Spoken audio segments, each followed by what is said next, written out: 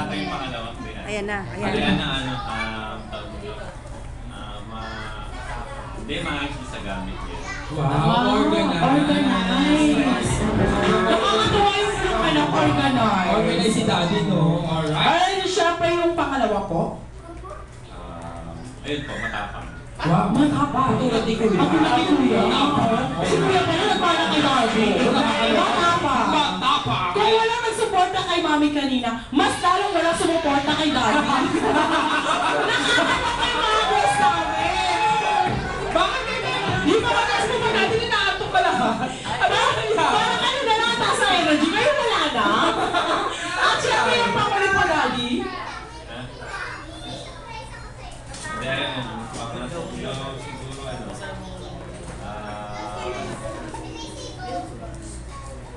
So ni Daddy. Kaya natin yan hanggang alas 4. Mapursigido siya sa pag-aaral. Pag may gusto siya, nakukuha niya. Wow! Porsigido! Alright! Daddy kay Mami kay Kuya. Alright, siya this time! And syempre bago tayo magpatuloy sa ating celebration, ayan, kukunin po muna natin yung presence and guidance ni Lord. Kaya everybody stand up para sa ating opening prayer to be led by Ate Madel. Hindi mo na naman ako in-inform. Kasi nga, si Sir Carlo Antonio. Akala ko ako. Si Sir Carlo pala yun. Sir Carlo po. Ay, Sir Carlo. Kasi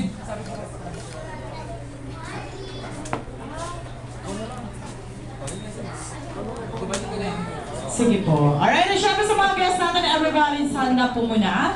Tayo muna tayo natin, syempre. Let us bow our head into the presence of the Lord. Ayan, Panginoon. Nagpapasalamat po kami sa araw na ito na ibinigay niyo po sa magandang araw na ipinagkaloob niyo sa amin para madaos po namin ang birthday celebration ni Dana. Ayan. Thank you so much, Panginoon, sa pag-iingat po sa mga guests ni Dana, ni Mama at ni Daddy para makarating po ng ligtas sa kung saan po isa-celebrate ang birthday celebration ni Dana. Ayan. Once again, Panginoon, sa iyo po namin pinagkakaloob, pinapaubaya, Panginoon, ang knowledge, wisdom, Panginoon, bigyan niyo po siya. Kalakasan po ng buong pamilya, Panginoon. In Jesus' name we pray. Amen and amen.